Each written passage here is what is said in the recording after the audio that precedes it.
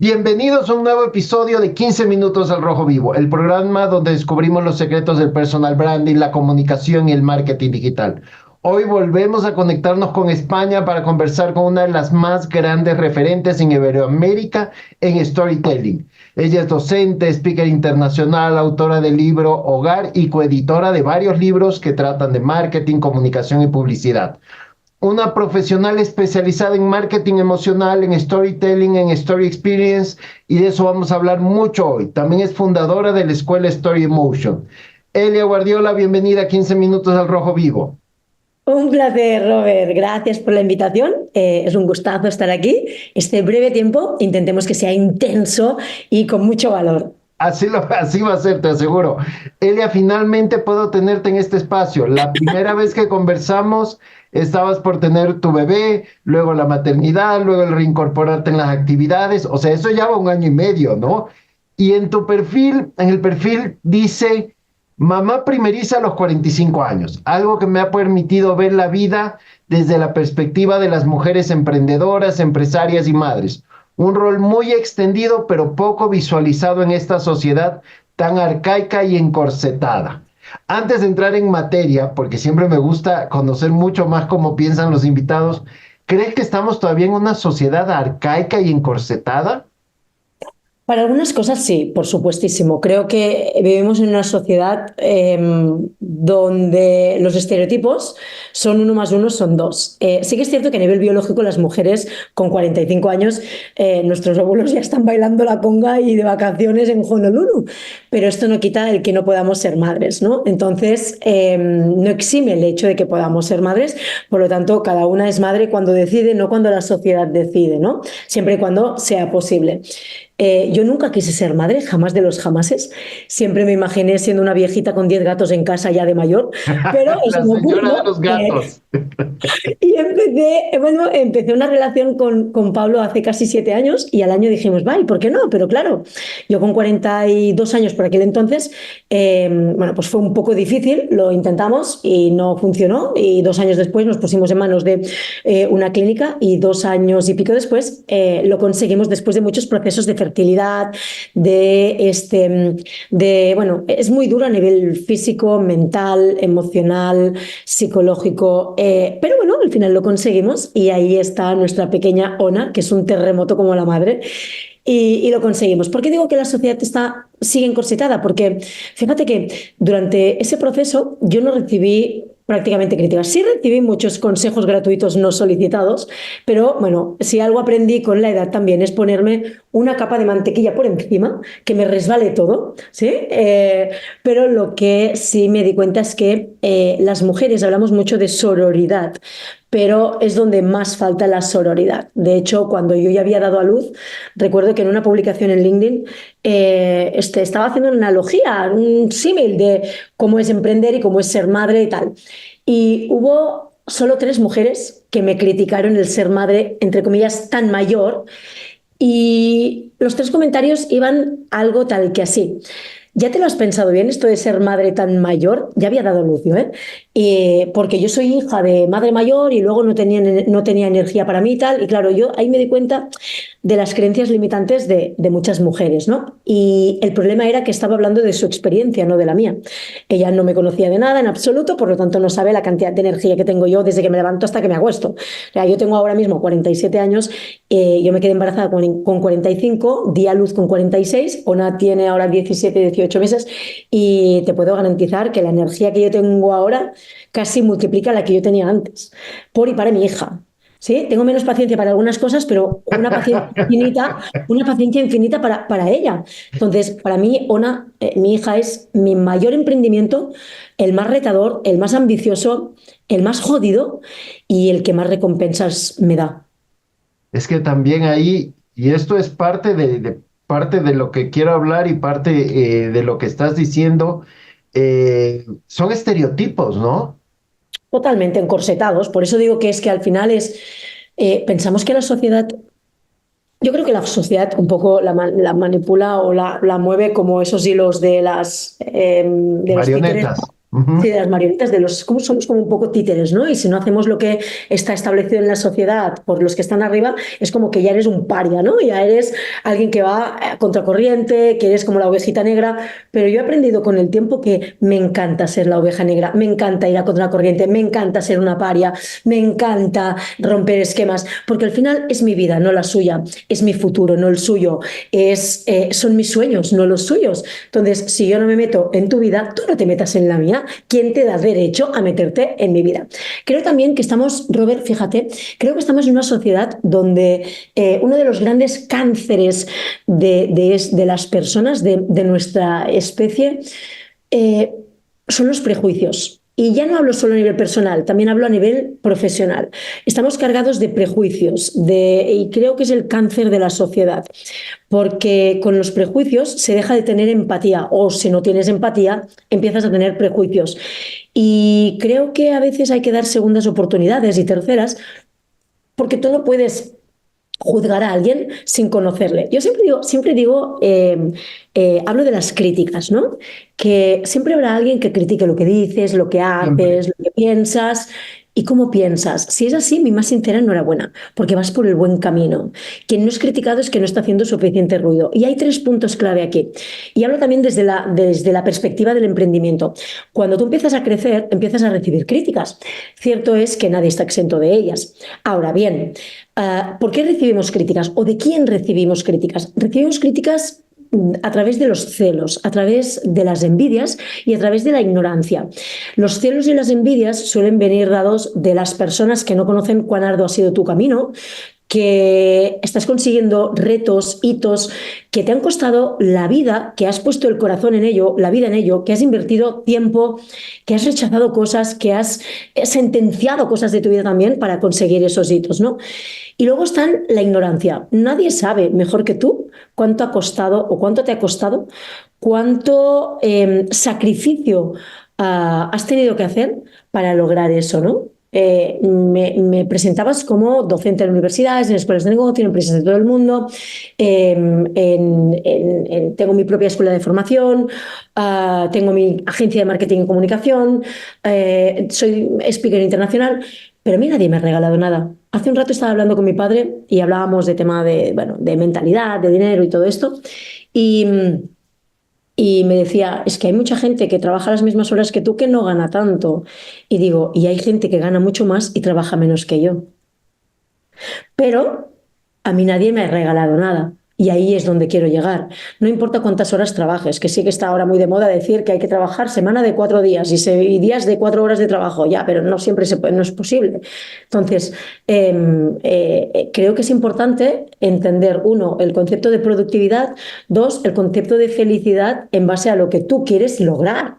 Que el concepto de felicidad para mí a lo mejor no es el mismo que el tuyo, Robert, o el concepto de productividad. Yo siempre digo que yo tengo TDAH, yo tengo trastorno del déficit de atención y de la hiperactividad, entonces yo me disperso enseguida.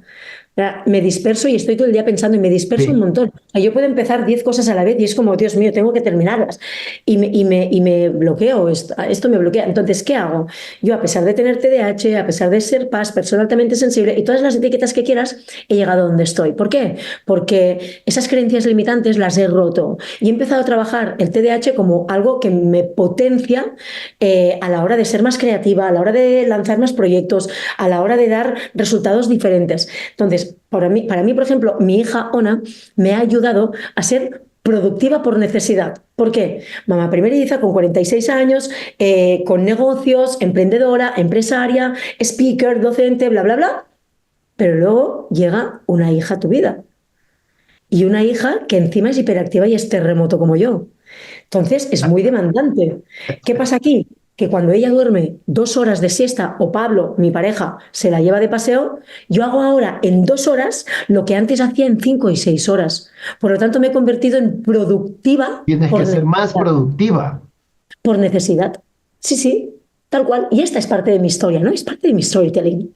Exacto, y justo ahí iba. Bueno, me parece espectacular lo que dices, y bueno, ya lo decía Don Quijote hace no sé cuántos chorrocientos años, decía, vamos, Sancho, que si los perros ladran es porque vamos avanzando. O sea, ya es Total. eso, es la envidia. O sea, como dices, y creo que sí es un buen medidor, cuando hablan de ti, bien o mal, es porque estás avanzando. Y yo creo que también al final un poco es que si te pagan más o menos, yo creo que lo que uno tiene que tener es la satisfacción como cuando metes un gol, o sea, cuando haces algo y dices, por eso me pagan lo que me pagan. No por más, no por menos, por eso, por lo que Sí, acabo de ser, es que me pagan lo que me pagan. pero ojo, Robert, porque aquí hay que hacer un inciso. Estoy de acuerdo contigo, pero cuánto ha costado a ese jugador de fútbol marcar ese gol? Obvio, ¿Cuán- Ahí voy. Que sí, mucha gente dice, hostia, ¿cobras esto por dar una conferencia? ¿Cobras esto para un storytelling? Ya, pero ¿cuántos años llevo yo en el mercado? Yo llevo más de 20 años trabajando todo esto. Y además, ya no se trata de ser referente o no, se trata de que he creado mis propias metodologías y mis propias metodologías me han costado años para que funcionen. He creado mi teoría de los 4 pilares del marketing emocional, que yo no creo en las verdades absolutas, pero es una verdad que se está estudiando en todo el mundo.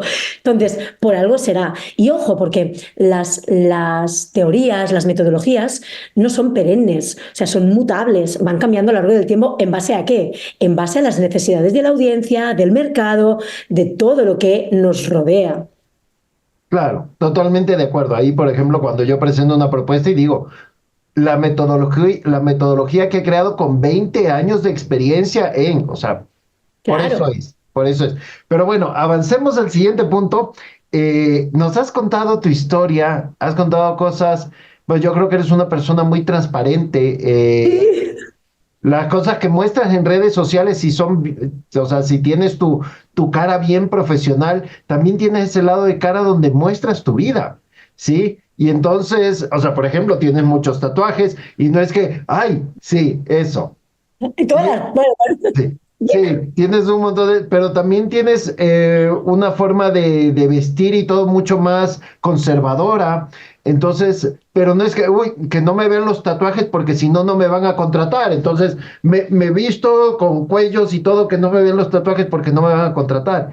Entonces, ahorita nos has contado eso de tu vida y ahora vamos al storytelling, porque yo creo que hay, y al igual que la marca personal, cuando hablas de marca personal y no lo tienen claro, yo creo que cuando hablan de storytelling tampoco lo tienen claro. O sea, la gente piensa storytelling, voy a crearme mi personaje de Caperucita Roja y entonces busquémonos al lobo y contemos la historia. Y, y es crear, piensan que el storytelling es más crear un personaje. ¿Cómo nos explicas tú, una experta en storytelling, de manera muy sencilla, qué es el storytelling? en realidad sí tenemos que crear un personaje, a menos que ya exista, pero dicen que el storytelling es el arte de contar historias. Si bien es cierto que es el arte de contar historias, para mí se ha convertido en una herramienta de comunicación emocional persuasiva y masiva. ¿Por qué? Porque a todos nos gusta una buena historia. Para mí se ha convertido en una herramienta de comunicación emocional para las marcas, para con sus clientes internos y externos. Ojo aquí, porque hablamos mucho de storytelling, hablamos mucho de contar la historia de la marca, pero el storytelling no es solo contar la historia de la marca, ya sea personal o corporativa, también es utilizar el storytelling como una comunicación emocional a través del email marketing, a través de las redes sociales, a través de los guiones de vídeo, a través del liderazgo, a través de un currículum vitae. Yo, por ejemplo, doy conferencias a través del storytelling también, hablando de storytelling, pero a través del storytelling, contando alguna anécdota, poniéndome a mí de personaje, pero también poniéndolos, incluyéndolos a ellos, al público, como parte de esa historia. Yo intento siempre, tanto en educación como es decir, cuando doy formaciones, capacitaciones y cuando doy conferencias, siempre intento involucrar muchísimo a la audiencia, a los alumnos, al público. ¿Por qué? Porque a mí no me gusta sentirme la estrella del escenario. A mí me gusta que ellos sientan y perciban que son ellos los protagonistas. Por lo tanto, ahí lo que hago es captar su atención. El storytelling nace de hace 40.000 años con las pinturas rupestres. ¿Qué hacían las pinturas rupestres? Comunicar, ¿no? ¿Qué Ujú. comunicaban? Todo aquello que transcurría alrededor de una cueva, fuera, dentro de ella. Whatever. Pero lo que estaban haciendo era comunicar de una forma mucho más rudimentaria, más arcaica, pero sí que es verdad que afortunadamente hemos evolucionado siempre suelto la bromita de que unos más que otros, seguimos teniendo algún neandertal que otro en la sociedad. El storytelling, para mí ahora mismo, el storytelling en sí mismo no es marketing. O sea, la raíz, la génesis, el origen no es marketing, es una comunicación de una persona hacia el mundo, ¿no? Pero cuando lo utilizamos dentro del marketing y la comunicación a nivel profesional, sí se convierte en una herramienta imprescindible. ¿Para qué? Para no convertir esos mensajes en aburridos, en fríos, en distantes. El storytelling nos sirve para llamar la atención. De hecho, uno de los grandes puntos clave que yo siempre recomiendo para utilizar el storytelling es que el storytelling o con el storytelling lo que conseguimos es acoplamiento neuronal. ¿Qué es el acoplamiento neuronal, Elia? Os preguntaréis. El acoplamiento neuronal es trasladar nuestras propias experiencias a aquellas historias que estamos viendo, escuchando, leyendo. Por ejemplo, cuando yo estaba hablando de que he sido mamá primeriza con 45 años, bueno, 46 que di a luz, seguramente muchas de las mujeres que nos escuchen se van a sentir identificadas. Esto es gracias al acoplamiento neuronal, trasladar aquellas historias que estamos escuchando, viendo, leyendo a nuestras propias experiencias. Y esto es lo que engancha. Cuando yo cuento mi historia en el sobre mí, quién soy, conócenos, bueno, conóceme, nuestra marca, da igual, todo es el storytelling. Ahí cuento mi historia cuando yo me fui a Madrid por amor, el amor se terminó, yo me quedé en Madrid y ahí emprendí, luego conocí a Pablo y demás. Pero cuando yo cuento la historia de cómo emprendí, me escribe mucha gente diciéndome, yo estoy en ese punto en el que tú estabas hace 11 o 12 años. Porque esto fue en 2013. Entonces, hace 10, 12 años o 11 años, estoy ahora en la situación que tú estabas hace tanto tiempo, ¿no? Entonces, esto es el acoplamiento neuronal. Y luego que el storytelling despierta mucha química en el cerebro, Robert, por eso es necesario utilizarla, porque despierta el cuarteto de la felicidad. El cuarteto de la felicidad es serotonina, endorfinas, dopamina y oxitocina. Siempre digo que estas son las jodidas drogas de la felicidad. La dopamina es la jodida droga de la curiosidad. La oxitocina es la jodida droga de la empatía. La serotonina y las endorfinas las jodidas drogas del placer. Entonces, imagínate ese combo de 4 hormonas que son química pura en nuestro cerebro, que se convierten en neurotransmisores donde entre neurona y neurona hay, vamos, el festival de las emociones, ¿no? Esto es lo que consigue el storytelling, porque todos somos Y esas emociones no es solo felicidad, o sea, también es tristeza, es ira, es conectar, es todo. conectar. Sí, sí. De hecho, yo siempre digo que no hay emociones positivas o negativas, sino emociones que, dependiendo de cómo las gestionemos, direccionemos, manejemos, serán más beneficiosas o menos beneficiosas para aquel objetivo que queremos o que nos hemos propuesto. Pero las emociones, por ejemplo, Robert, no son las que fidelizan, no son perennes. Las emociones son líquidas, son fluctuantes, no duran para siempre, duran segundos. ¿Qué es lo que dura para siempre? El sentimiento. Porque por eso tenemos que trabajar las emociones, porque las emociones son volátiles. Entonces, tú no puedes estar feliz 24 horas al día. Ni yo, que soy asquerosamente positiva y optimista, no puedo estar feliz 24 horas al día. Es agotador. Es agotador. Es cansadísimo. Entonces, Déjame deprimirme un rato, por favor. claro, déjame estar un poco triste, joder, ¿no? Es como, o déjame cabrearme, pero no me hagas estar cabreado todo el día porque también es agotador, ¿no? Sí. Entonces, convertir emociones en sentimientos. ¿Por qué eso? Porque el sentimiento es coherente y consistente a lo largo del tiempo. Y ese sentimiento es el que se convierte en sentimiento de pertenencia a la marca. Te lo resumo. Cuando utilizamos el storytelling, porque hemos dicho muchas cosas en poco tiempo, cuando utilizamos el storytelling, por si hay algún disperso más en la sala, como yo, cuando utilizamos el storytelling logramos el acoplamiento neuronal, que es trasladar nuestras propias experiencias a aquellas historias que estamos escuchando, viendo o leyendo. Eso genera el despertar de las emociones, de la química que tenemos en nuestro cerebro, y lo que hacemos es generar un vínculo afectivo, emocional con la audiencia. Y es mejor generar este tipo de vínculos porque somos seres más emocionales que racionales. Por lo tanto, nos interesa mucho despertar esas emociones para convertirlas en un sentimiento de pertenencia a nuestra marca, ya sea una marca corporativa o una marca personal. Acabas de dar una profundidad al storytelling espectacular, o sea, y al final de cuentas es eso, es conectar. Y yo Sí, no llego a ese análisis, pero al final de cuentas generas el sentimiento a través de un recuerdo. O sea, es una mezcla, ¿no? Es el recuerdo, genera un sentimiento que puede ser una sonrisa, una lágrima, cualquier cosa, y ese recuerdo se convierte en un sentimiento, que el sentimiento se vuelve en recuerdo, o sea, se vuelve en el tiempo. Yo creo que somos la suma de los recuerdos, ¿eh? Al final también somos la suma de las historias que hemos vivido nosotros en primera persona y somos también la suma de las historias de las personas que nos rodean. Por supuesto, por supuesto. Y ahora te quiero hacer otra pregunta, ampliando un poco. Teníamos el storytelling. Ahora yo oigo el story experience, el story doing, no sé, tantos stories que están. Son variaciones en lo mismo, le cambiamos el nombre para hacernos importantes, son evoluciones. ¿Qué son? ¿Qué son? Porque en serio que Vale, no me llegas a encanta. entender uno y de pronto ya tienes otros. Entonces, ¿de qué se trata esto? Vale, a ver, en realidad la base de todo es el storytelling. O sea, la base de todo, todo, todo, todo es el storytelling. Es decir, el arte de contar historias. Ahora bien, el story experience es un concepto que desarrollé yo.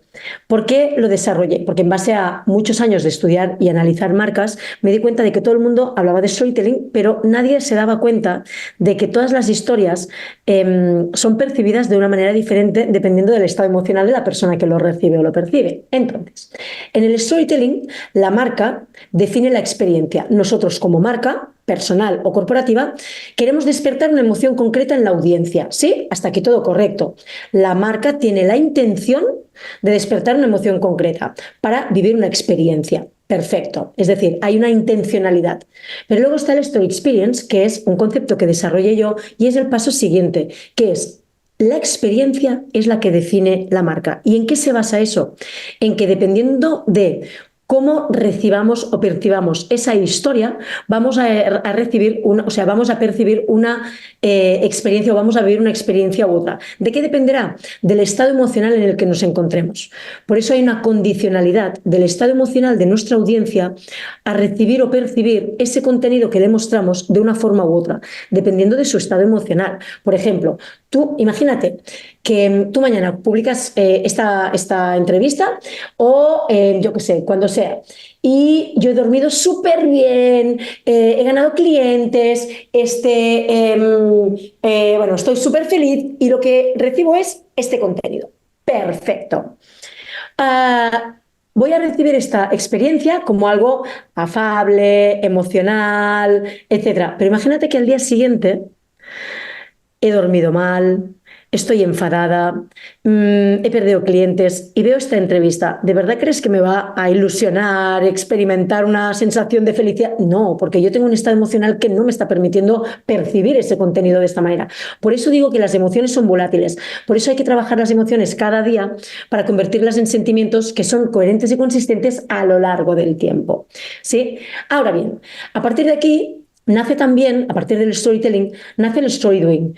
Pasamos del decir al hacer, del contar, o sea, del narrar al experimentar a tiempo real y con personajes reales, no con actores ni actrices.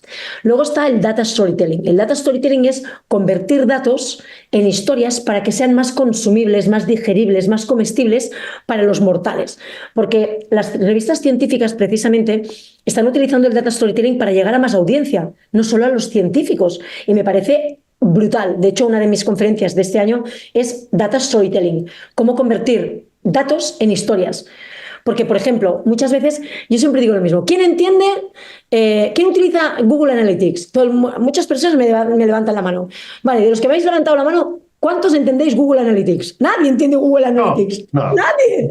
Entonces, lo que hacemos es convertir esos datos en algo más agradable, ya sea a través de una infografía, de unos datos con algunas ilustraciones o con un pequeño texto, donde todo sea mucho más digerible, ¿eh? Yo me gusta llamarlo digerible y entendible para todo el mundo. Está también el visual storytelling, está también el story making, el story living, el brand storytelling, Sí, ves lo que yo te decía. O sea, no te llegas a enterar de uno y ya tienes tres más. Pero Elia, sobre el Story Experience, justamente, a ver, el tema del Data Experience, yo también justo estoy escribiendo un artículo sobre el tema de Big Data, inteligencia artificial para campañas políticas. Entonces, Wow. entiendo un poco Wow. este tema de la Data data. storytelling. Robert, data storytelling. Data storytelling. Entonces, claro, pero con esto entiendo muy bien que la data actualmente es clave y toda esa data te permite justamente contar esa historia y lograr más conexiones. Pero en Claro. cuanto al story experience, estando ahorita tan segmentado la audiencia, yo trabajo mucho con arquetipos y cada vez me cuesta más trabajar con arquetipos porque se han dispersado tanto los pensamientos, las preferencias. ¿Cómo crees o cuál sería así un tip para contar una historia, nuestra historia, cómo contar nuestra historia y tratar de llegar a más gente? Porque todos son tan distintos, entonces es tan difícil llegar Claro, con la claro. historia a un grupo grande de personas.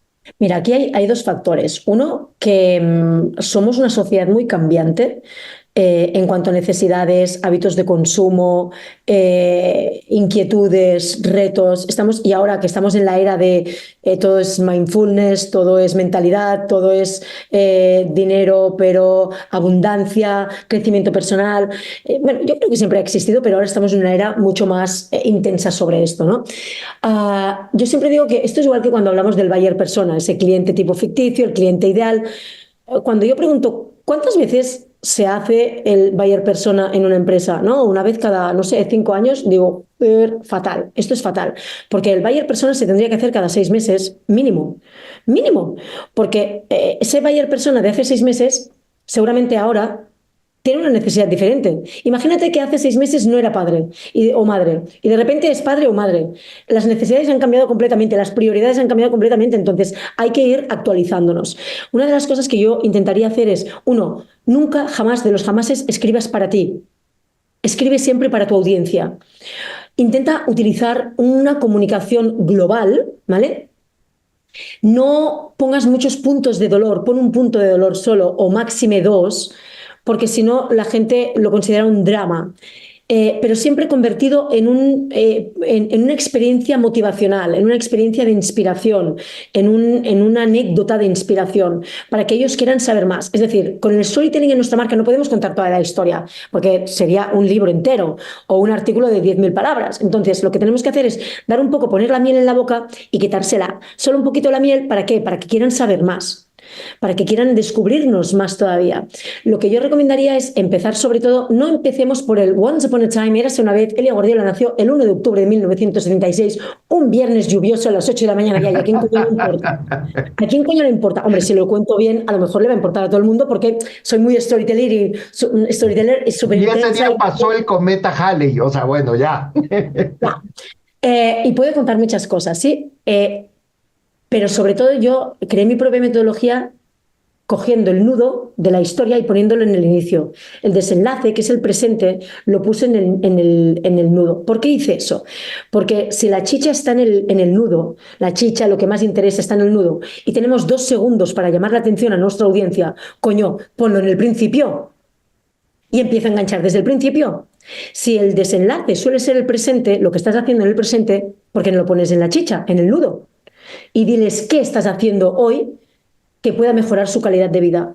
Y en el desenlace, utiliza los retos. Pon 2 o 3 retos a corto o medio plazo. Corto o medio plazo es a medio año o un año vista, donde tú te comprometas con la audiencia a realizar 2 o 3 acciones para con ellos. Es decir, de tus servicios, de tu marca, de algo que les vas a aportar a ellos a 6 meses o un año vista. Utilizando esta metodología que la acabo de resumir muchísimo, súper sintetizada, puede ayudar muchísimo a crear un enganche desde el principio.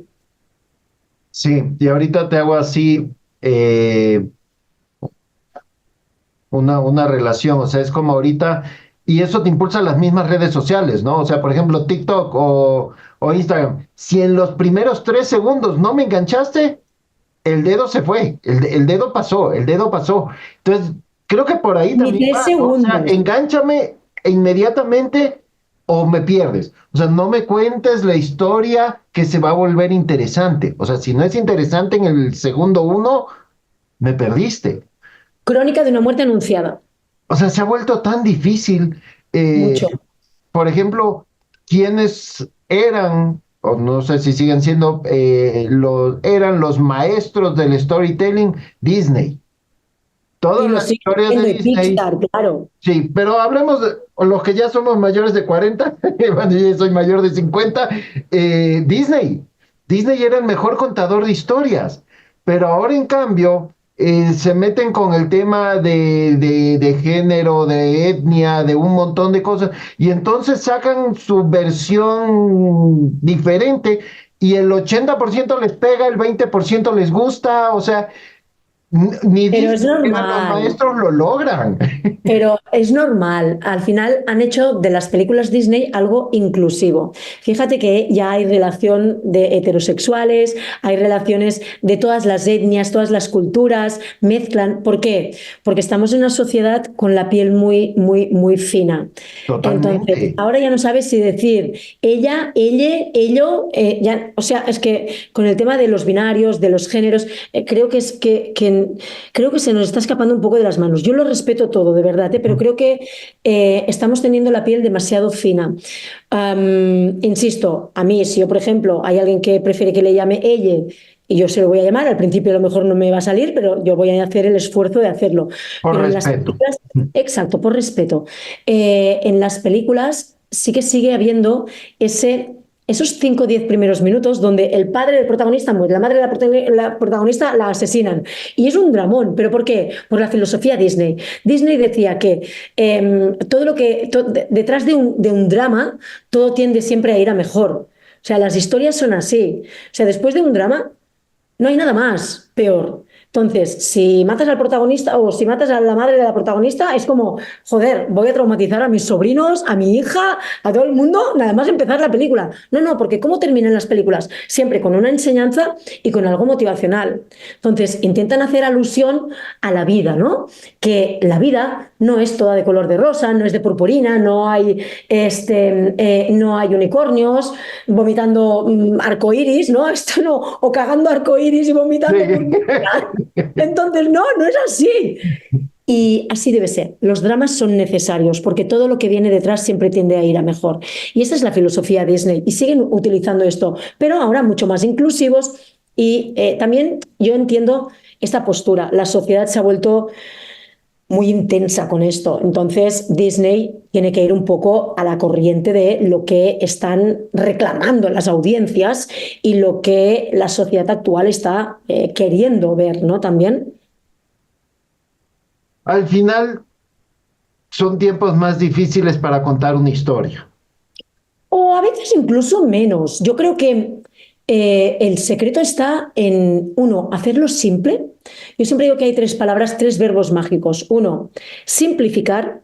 Dos, clarificar. Tres, humanizar. Simplifica el mensaje, humaniza el mensaje y clarifica el mensaje. Hazlo claro para que todo el mundo lo entienda. Simplifícalo, porque la gente no está pendiente solo de tus cosas, están pendientes de las cosas tuyas, las de Robert, las de Elia, las de 50.000 cuentas más, tienen una vida personal, tienen una vida profesional, entonces no hay tiempo. Uno de los grandes hándicaps es que no tenemos tiempo. Tenemos solo 1 o 2 segundos para captar la atención. Por lo tanto, intenta clarificar el mensaje, no lo compliques, simplifícalo y hazlo humano. Esto sería una de mis grandes recomendaciones. Fantástico, qué rica conversación, Elia. Me encantó, valió la pena esperarte 2 años para esta conversación. Para ir terminando, tú tienes tu academia. ¿Puede uno desde cualquier parte del mundo aplicar a tu academia o cómo Y funciona? tanto, ¿Cómo sí. te seguimos? ¿Cómo sabemos más de ti? Incluso me contabas que vienes de Ecuador. Por favor, danos esa información para ver cómo podemos acercarnos más a ti. Bueno, en septiembre voy a estar en Guayaquil, que voy a dar una conferencia en el Social Media Day y luego daré algún taller. En noviembre voy a estar también en Quito, dando algún taller y alguna conferencia, así que ahí me encontraréis. Y yo sé que tengo una comunidad maravillosa en Ecuador, que es que os adoro.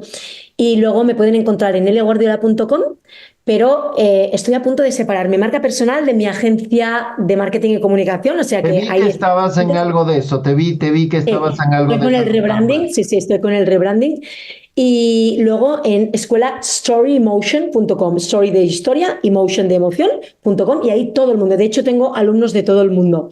Hay formaciones de storytelling, de copywriting, de marketing de contenidos, tenemos un máster maravilloso y lo voy a soltar en primicia aquí. Aún no lo he lanzado, pero estoy preparando un máster, un mini máster de 5 meses para principios de 2025, única y exclusivamente de storytelling, story experience, story making, story living, story doing, data storytelling, visual storytelling, oratoria, comunicación emocional, comunicación verbal y corporal y copywriting. Va a ser esas 3 temáticas unidas, porque el que tenemos ahora es marketing digital, aunque sea el único máster de marketing digital basado en storytelling y en marketing emocional, pero va a ser storytelling, copy y oratoria.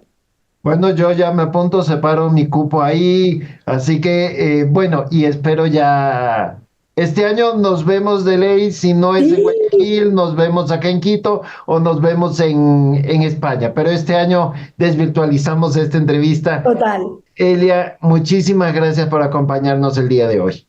Un placer, Robert. Gracias a ti por la invitación. Gracias, Elia. Y a todos ustedes, gracias por ver otro episodio de 15 Minutos al Rojo Vivo.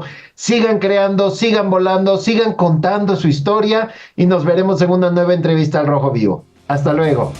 Hasta luego.